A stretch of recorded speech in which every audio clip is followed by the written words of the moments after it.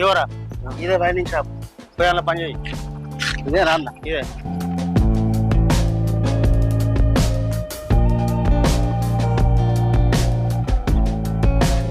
నమస్తే వీరన్నా. నమస్తే అన్న ఈ పిల్లాడు పని నేర్చుకుంటాడు, మీరు ఉంచుకో కొంచెం. మంచి చేస్తాడు. ఏం పేరు పిల్లని? రమేష్ అన్న. రమేష్ మంచి చేస్తావా? మంచి చేస్తాను మరి